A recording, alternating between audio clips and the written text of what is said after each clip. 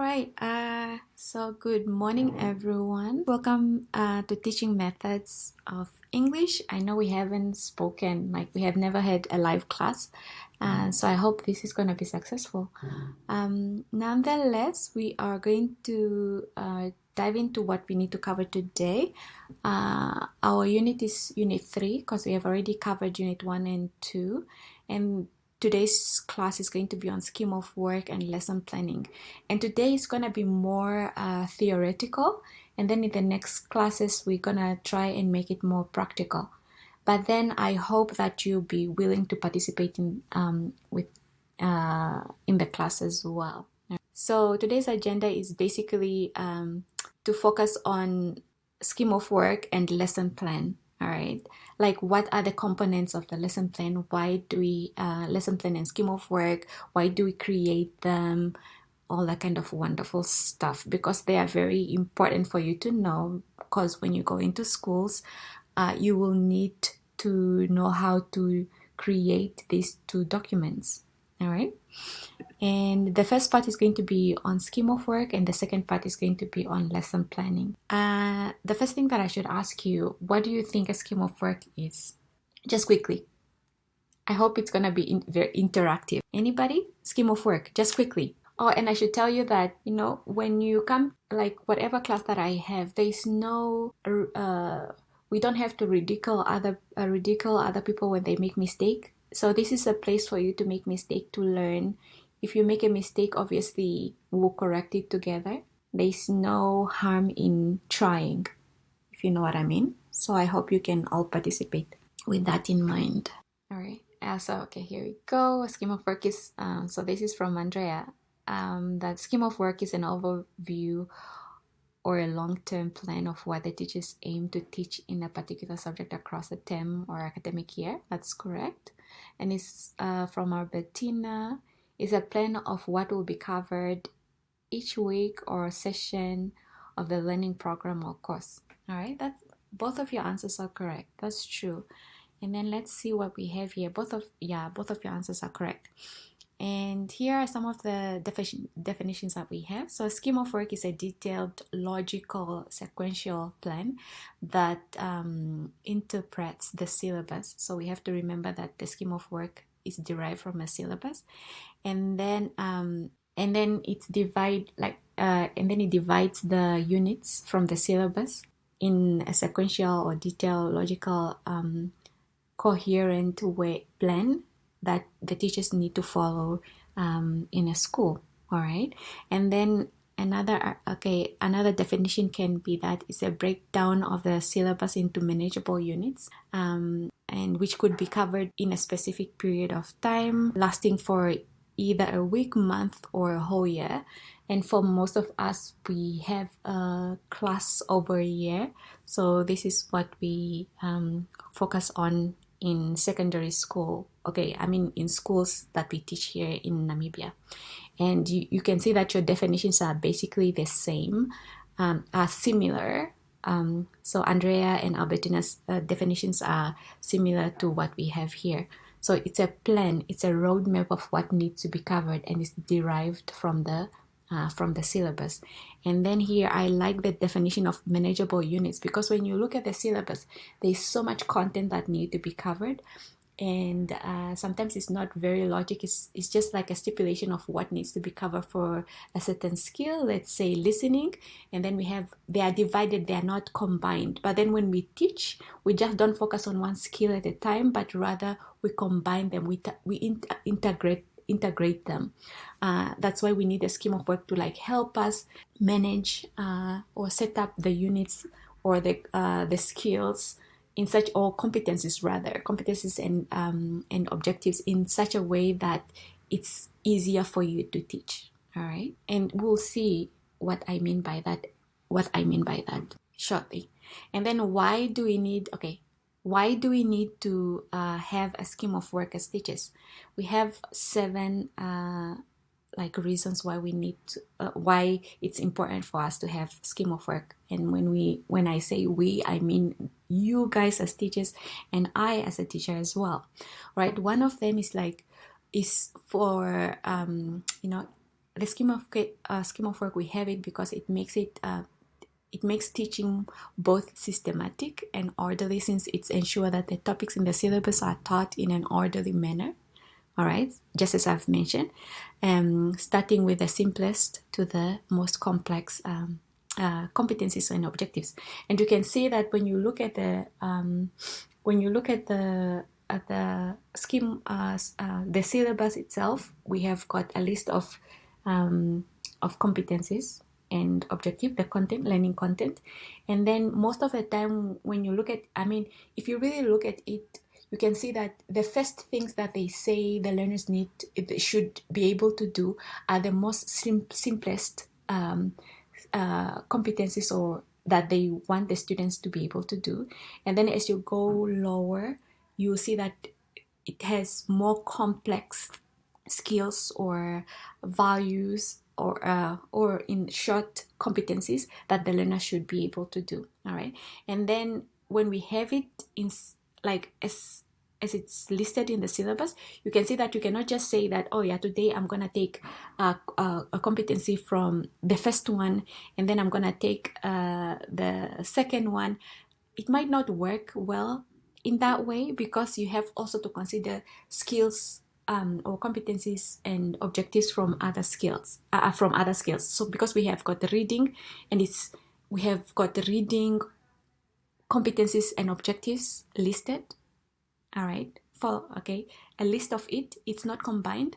So when you create a scheme of work, you have to ensure that all the skills, let's say reading, writing, speaking, and listening, they are all combined within the scheme of work. Let's say in 1 week, you just don't concentrate on listening by itself, but rather you should have listening, you should have speaking, you should have writing, and you should have reading. And then you have to read over all those skills and then pick out the competencies and objectives that can work together coherently. All right, so that's the idea that we have here in number 1. And then number 2, it ensures that every topic in the syllabus is covered, because you don't want to disadvantage your learners in a sense that they will not be able to write. You are not empowering your learners to be prepared well for the final examination, because when the final examination is going to be set, it's not going to be based on what you only taught, but it's going to cover the whole syllabus. You don't know which aspects of the syllabus is going to be covered. So it's best for you to ensure that all the topics, all the skills, all the competencies and objectives have been covered within your the year that you're teaching your students. And then moving on to number 3, it enables the teacher to budget for time wisely, giving room for events, activities which might interfere with the school calendar. Example, public holidays, prize giving days, sports days. So when you have your scheme of work, you have to consider what are some of the activities that are going to come within the year. And then when you know that maybe the first week of school it's like sports day, which that might mean that you might not have enough time or you might not have classes at all, where students will come to class but they will be going to the field most of the time. Then you know that the first week you will not have classes at all. Then you have to number the lessons that you have throughout, let's say, the semester. And then with that number of lessons, then you consider what content can you cover within those lessons, because the idea is for you to ensure that all the syllabus topics, all the learning content that is stipulated in the syllabus, they are covered.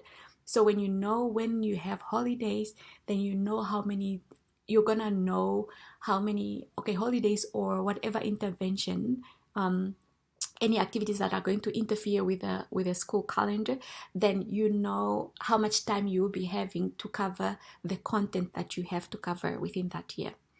And then number 4, it gives the teachers an insight to teaching by enabling the teacher to identify the content, the method, the relevant instructional materials which he or she is going to use in the lesson, thus giving him or her enough time to sort out the requirements. So within the scheme of work, there's a section where you have to think about, let's say, the learning materials that you have to use to ensure that you attain the competencies and objectives of the lesson.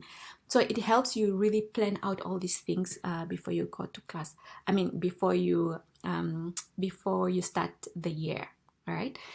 So far, we have covered the 4 important reasons for having a scheme of work. Do you guys have any questions? And you're welcome to unmute yourself or type if you have questions. But then if you have questions, you're welcome to type your questions as we continue, right? Okay? And then now we are moving on to the next slide. It guides the teacher in making the lesson plans, because remember, so when you have your scheme of work, it makes it so much easier for your planning of the lessons, your daily planning of the lessons, because you know already what objectives do we need to cover within a week, and then you make sure that within that specific week, you have covered all those objectives in your lesson.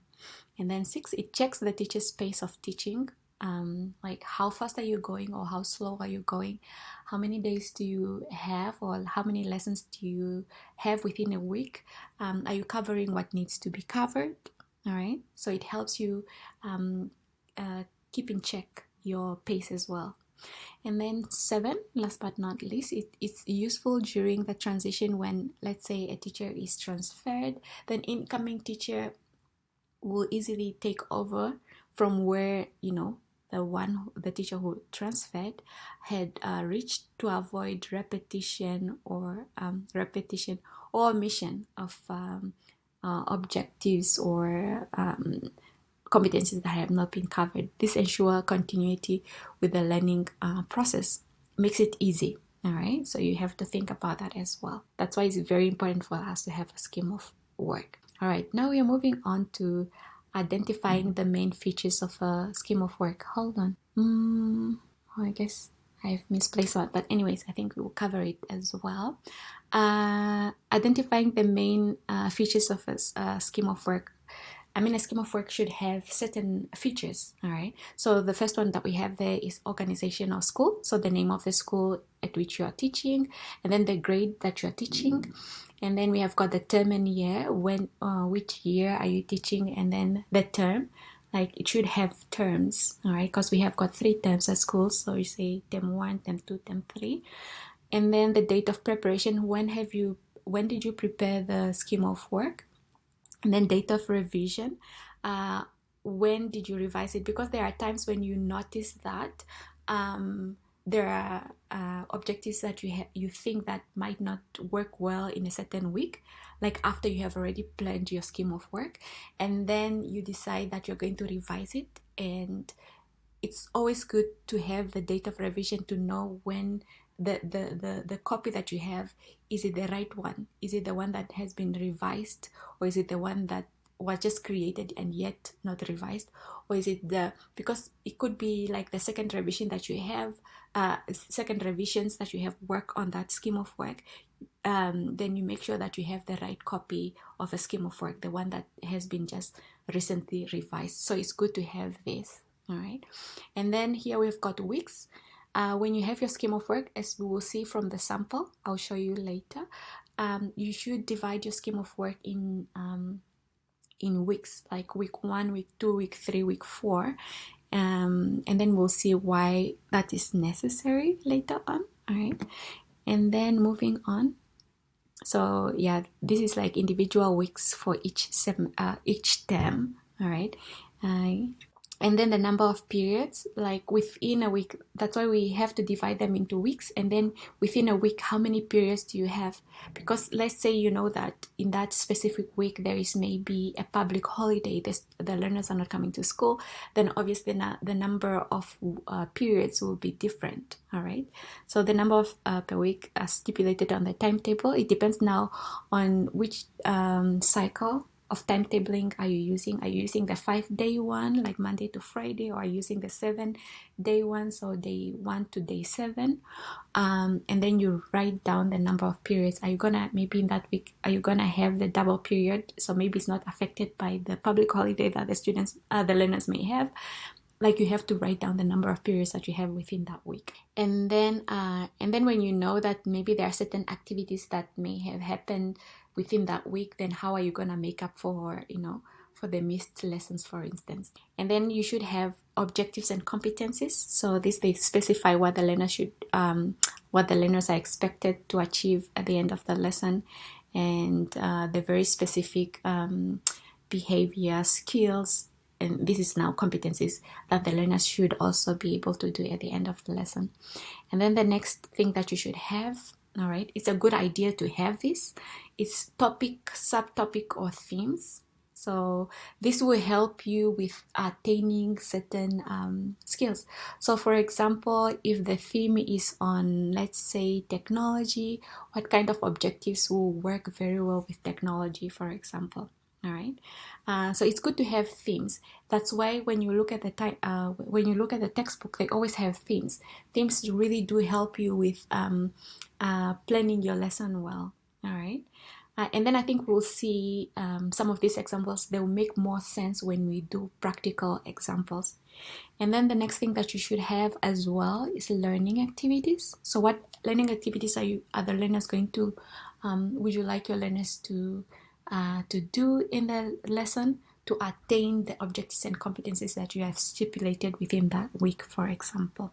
And then next, you should have resources. What resources are you going to use here? We're talking about like what pictures, charts, objects, models, audiovisual materials, textbooks, newspapers. Do you understand? Like what resources are you going to use to ensure that you attain the objectives and competencies that you have stated within that week?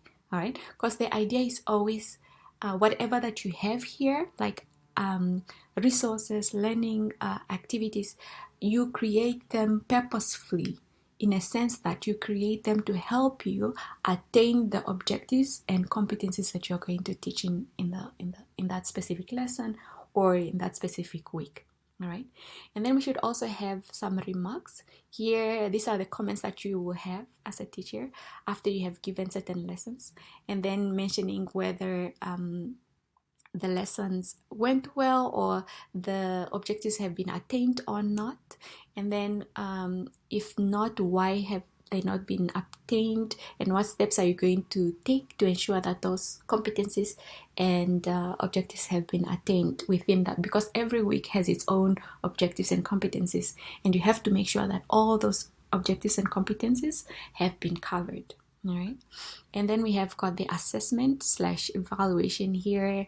It refers to how are you going to assess your learners to ensure that the objectives that you have within those within that week have been attained or not. All right. So this is like the major assessments that you're going to have, like major ones, because learning activities, they could also be considered as a way of assessing whether the learners have attained the objectives or competencies or not, if the objectives and competencies have been achieved. But then those could be like informal, all right, because we have got formal assessment and informal assessment. We have got summative assessment and what is the other one?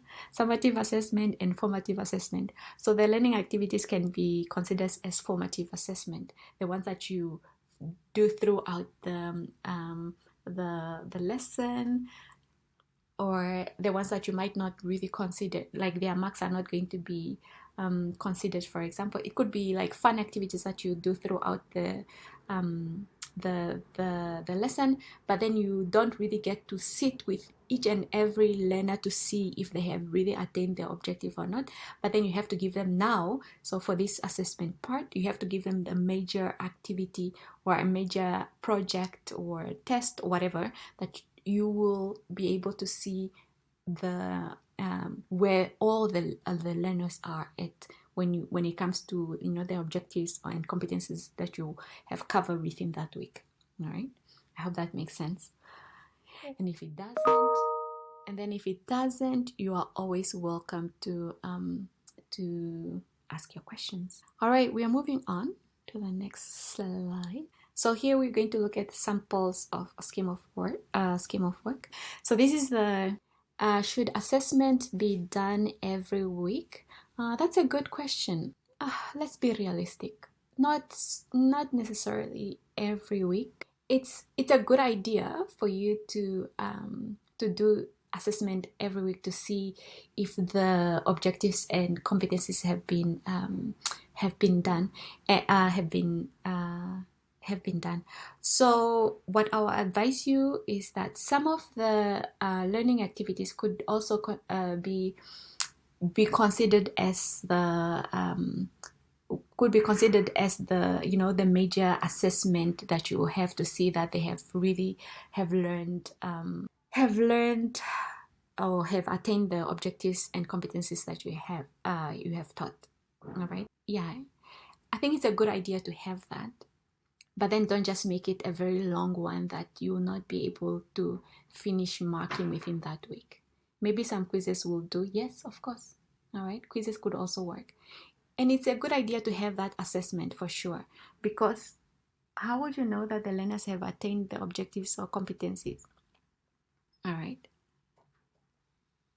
And it's within the learning activities also that you can learn, you see if the objectives and competencies have been attained. Or another idea could be that instead of saying every week, maybe every other week, but then you are looking at the objectives or competencies that you have done in previous weeks. That could also be a good idea. All right, because I need for us to be really to be realistic as well. Anything else? Should we continue? And then here is also another sample. And then this one is the one that I've created. All right, thank you. And then this is the one that I've created based on what we have just spoken about. All right.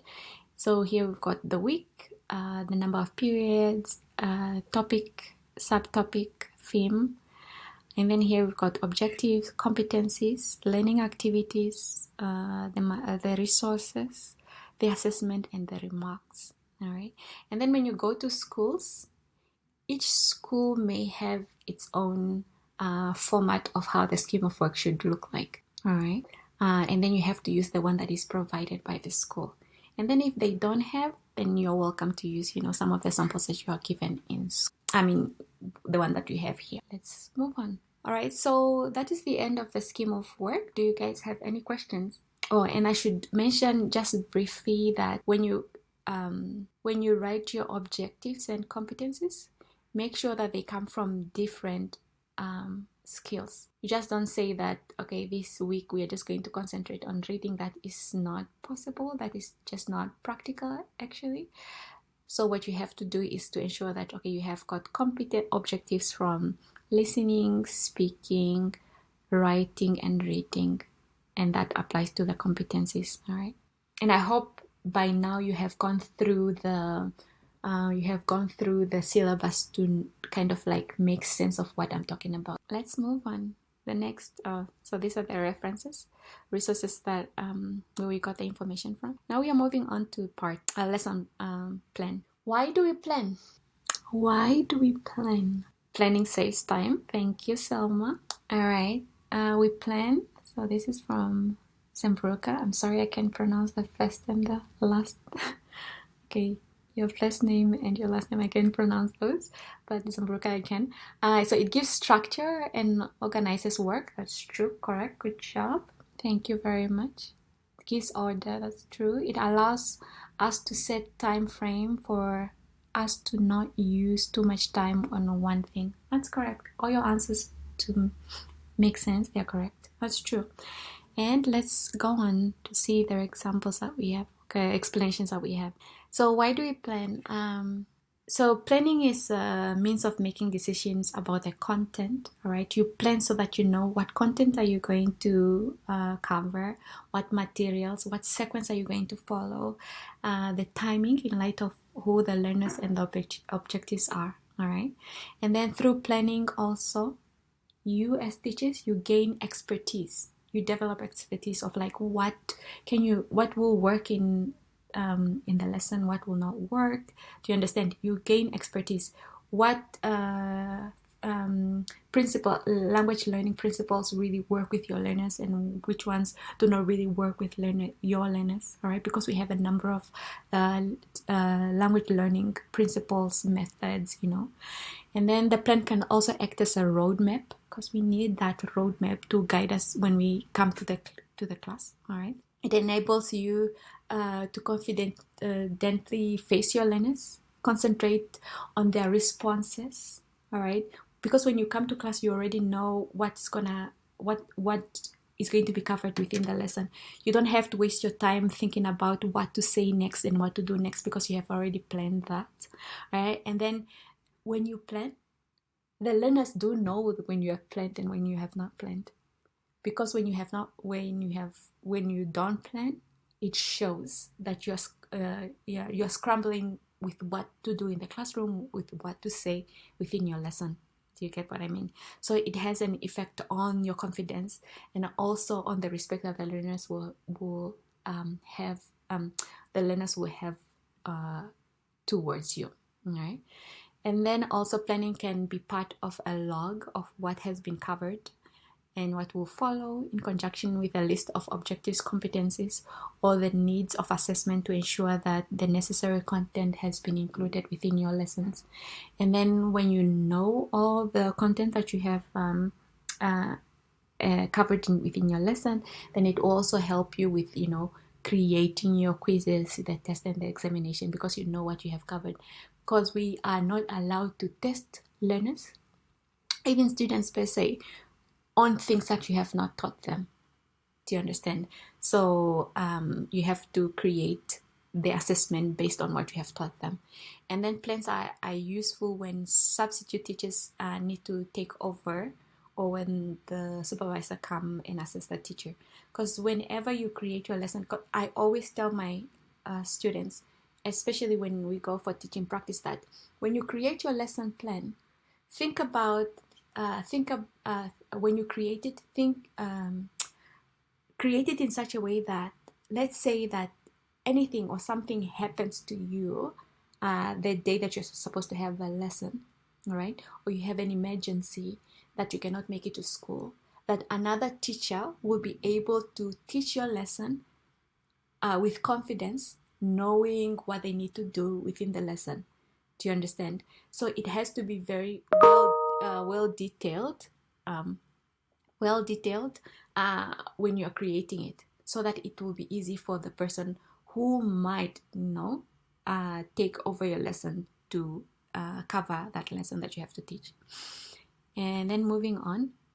All right, so here are some notes on lesson planning that comes from the language policy, because when we are teaching, we always have to consider these documents that the government has have us to use when we are teaching. So here are some of the notes. All right, so a written lesson preparation is compulsory for every teacher, irrespective of their experience. So you need to have those lesson plan. And remember that when we're looking at the language policy, that we have different files, and different files require different documents, right? And then when we have a resource file where you have to put in your lesson plans, when they are coming to observe you, they might require you to provide them with those resource file. Your lesson plans should be there. All right. Daily or weekly written preparation should be done on the template provided by the school, well in advance of the delivery of the classroom. So which means that you have to prepare a lesson plan before the class. Don't do it right before, like a few minutes before class, but you should do it the day before or hours before the lesson is covered. I would advise you to do it like the day before, or days before you go and teach. And then a successful lesson plan should include things like the components. We should have date, time, topic, right, theme and topic, teaching, learning materials, lesson objectives, and basic competencies to be achieved. All right, so those are things that needs to be on the lesson plan. And then for the presentation part, so this is Now, after you have stated these components, you should have the presentation part. That's where you're going to do the actual teaching. And then it should have a short, appropriate introduction. Your lesson should always have an introduction. Monitor the homework done before, and then presentation of the subject content that you have planned. And you should also have a suitable conclusion. And then I noticed that, okay, what I'm talking about is what I've observed from students when they, the one that I have observed from, during teaching practice, they always forget appropriate introduction, all right? And they also forget about this conclusion. It's okay, presentation of the content, and then there's no conclusion. So you have to make sure that your lesson plan has got a conclusion and an introduction as well. And then next, compensatory teaching and continuous assessment should also be part of the lesson plan. You have to think about, as you teach them, your learners, where are they struggling? Because some of the learners who are struggling, they might not understand at all right, during the class, and you don't want to spend all the time that you have just concentrating on the few learners who don't understand. So you might have compensatory teaching after the lesson, all right, if your school really allow. And I mean, like, you should have that if you don't want to be behind with the plans that you have for your lesson. And then it could also include differentiated written work, task assignments, exercises, and homework activity. Provision should be made in every subject for activities to improve learners' skills in English reading, writing, spelling. I mean, not only this, because remember that this language policy was written in 2006, if I'm not mistaken, or is it 2016? It's a little bit older. And here we cannot just concentrate on reading, writing, and spelling, but you have to think about all the skills. Also speaking, to understand listening and speaking. I mean, speaking and listening, especially listening. These are the skills that people really neglect quite a lot. All right, it has not been emphasized, but nowadays, today, with learner-centered and how things are changing, all the skills need to be developed, right? And then after lesson delivery, the teacher should write critical reflection on the lesson, noting how teaching strategies could be changed to meet the lesson objectives, all right? So this is now after your lesson. What do you need to think about? Think about what happened in the lesson, and how do you then improve, and what do you need to continue doing that have worked well. The lesson plan should also be filed, and as I've mentioned already earlier, that you have different files requires you to put in certain documents, and lesson plan is one of the documents that you need to put in your resource file. Questions so far? And then remember, you're always welcome to post your questions, all right? Write your questions there, or say something if you want to say something. All right, we are moving on. We are going to look at decisions. When you are planning your lesson, there are certain things that you have to think about, certain decisions that you have to make, before you go to class, during the class, and then after you finish your class. All right, your lesson, in other words, class. Okay, synonymous with lesson. All right. Now let's move on to how much time do we have? Okay, 15 minutes. All right, 5 minutes for each, I believe. Decision before class. So what are some of the things that you have to think about? We have got, I think, 4 steps that we have to think about before we go to class. All right. The first step that you have to think about is determine the objectives and competencies, because whatever lesson that you have to create is going to be based on objectives and competencies stated either in your scheme of work, if it's the one that you're following, or stated in the syllabus. All right. And the second step or second decision that you have to think of is decide on the activities and materials that need to be used to attain the objectives and competencies. And again, I have to emphasize that learning activities, learning materials that you use, they don't need to be done randomly. They need to be selected with purpose. And the purpose is to ensure that the objectives and the competencies are going to be attained. Like it's for, so the learning materials and learning activities that you do in the classrooms are done, are created, or are selected for the purpose of ensuring that you attain, you ensure that the learners get the objectives and competencies that you have stated, for that specific lesson. And then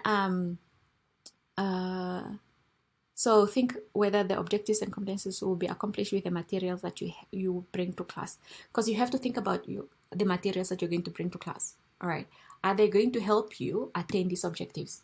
All right, and then what supplementary materials, let's say video, audio clips, photos, pictures, real objects, authentic prints, would you bring to class that are going to help you with the attainment of the objective and competencies? And then what materials will need to be will you need to adapt to make sure to make them more relatable, relevant, and personal for the learners? So here is just to say that, okay, let's say that you decide to use materials that have been recreated or materials that have been used by somebody else already. All right, but then you see that the materials cannot, let's say the materials that you got it from the internet, and then this material is created for Japanese learners who are learning English as well. So which means that there are certain reference, let's say they are talking about traditional attire. So obviously for the Japanese, they'll be talking about yukata, kimono, do you understand?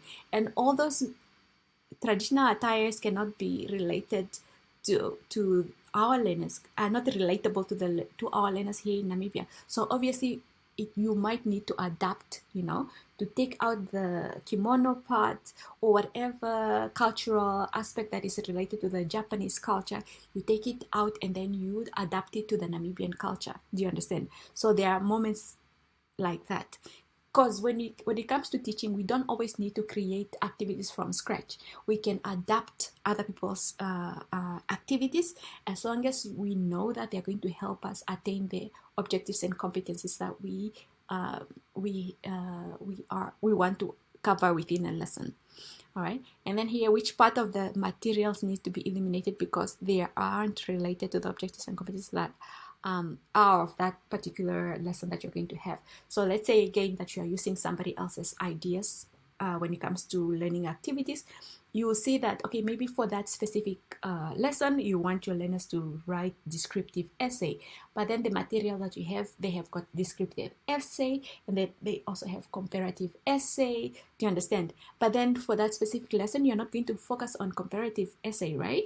So obviously the comparative essay, you have to eliminate that part because it's not what you want to cover within that specific lesson. And then the third step, make connection of what is taught is to be taught. All right, so here we are talking about, so you have to think about, okay, now you're going to have learners write descriptive essay. All right, and then you have to think about what have you already taught your learners that might be helpful when it comes to what will be helpful when it comes to descriptive essay. Maybe before you have taught them present tense and present continuous tense, and then when they are going to write their descriptive essay, that might be necessary for them to use. That's the tense that they might. Okay, let me just quickly finish and then I'll answer you. All right. So what have you taught already that they can use again within the lesson that you're going to teach? All right, because the idea of language, they say that if you really want your learners to learn whatever that you are teaching, they need to use it over and over. So you need to recycle what you teach. The language, it's a continuous process whereby you have to use whatever that you have taught before. All right, because when you teach a certain grammatical component, for example, it doesn't mean that you just teach it in that lesson and then we forget about it, but rather we have to use it again for as they use the language. And then what will be taught in the future, you also have to connect what you teach today, let's say in that specific lesson, with what you will be teaching in the future. For example, if there's a component, language component, that that you are not going to cover within that lesson, and then a specific learner asks you to cover it, then you tell them that, oh yeah, we're going to cover that in the next lesson or 2 lessons from today, for example, or from that specific lesson. And then related to the learners' lives and their concern, because they say that, I mean, we are using the learner-centered education, right? Then and then learner-centered is like, it's about the learners, their needs, their experiences, things that are happening around them. So you have to, relate to some of these aspects that are relevant in their lives or their concerns. And then if related to the outside world. And as we have seen, in the syllabus and the language policy, we are not only teaching our learners for language skills, but rather we are teaching them to be whole, active citizens, right? So which means that whatever that you're going to teach is going to be related to the outside world as well, not just what is happening within the lesson. So those are some of the things connections that you have to make as well. All right, time. And then the last step is now making connection of all those things, the things of lesson objectives, the materials, the learning activities. Do you understand? All those things you have to think about now.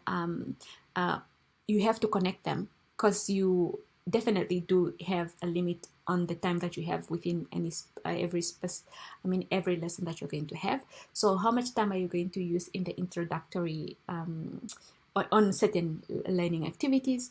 How much time are you going to have on the introduction, for example, when you're talking about the competencies that you're going to cover? Do you understand? Like the timing and the pacing, the amount of time that the learners need to spend on specific learning activities. How much time do you need to explain? Do you understand? So those are some of the things that you have to think about now, like connecting everything. And then which activity comes first? Okay, I think we'll see that. Like, is one activity a bonus, or if there is extra time, or is it something that can be cut or shortened when you are running out of time, for instance? All right. And then, is it necessary to add an opener, or can you use one of the main activities as opener, as long as they are very engaging as a way to introduce? Because I've seen some of my students, what they've done is, do games, for example, at the very beginning of the lesson, but then those games require the learners to use the, let's say, grammatical aspects or certain language component that he or she will be teaching. Do you understand? So that could be an opener, but still as an activity as well. So which pace will make a good closing? So should it be fast? Like they do a certain activity very fast, but I don't think I'll not advise that. But conclusion is like you have to. A good conclusion will be like reflecting on some of the things that you have already covered within the lesson. How should these activities be sequenced? All right, for pedagogical effectiveness, variety, pacing, and management. Like which activity will work best if you put it as the first one, which one will work best as second and third. And I think we'll talk about the sequencing a little bit later when we are creating our lesson plans. And then what are the details for each activity? So those are some of the things that you have to think about. And we have got 5 minutes. I don't know if we'll be able to finish everything, but let's see.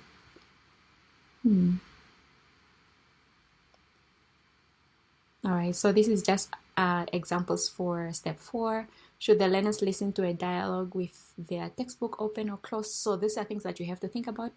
Should they respond chorally or individually? Chorally means as a whole class, or individually. Should they do a pair activity with someone sitting next to them, or would you assign them partners? What will the teacher do? What will the learners do? How will the teacher give instruction to the learners? So that they will be clear on what they should be doing in the classroom. Are you going to write the instruction on the board? Are you going to print it out? Are you going to project it? Do you understand? Those are things that you have to think about before you go to the class. And I think we have got step 5. Have a closer and final look at the lesson plan. So evaluate the lesson in terms of incorporation of required standards, like high professional standards, So professional standards, like how would you deal with the learners in the classroom, the relationship that you have, the sound principles of language teaching.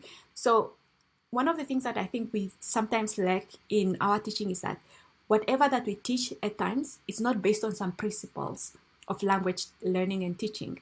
It's just like something what we think should happen, but then it's not based on some research that has been done when it comes to language teaching and learning.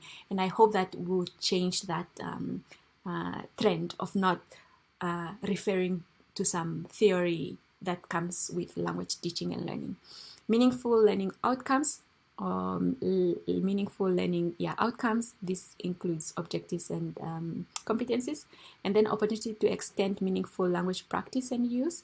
So which means that whatever that you teach, don't just do it for the specific objective, but make sure that there will be also some meaningful practice, something that learners can use outside the classroom. All right. Effective class management. So these are things that you have to think about as well. Coherent sequence of activities, learning motivation, learner motivation to learn the given opportunity.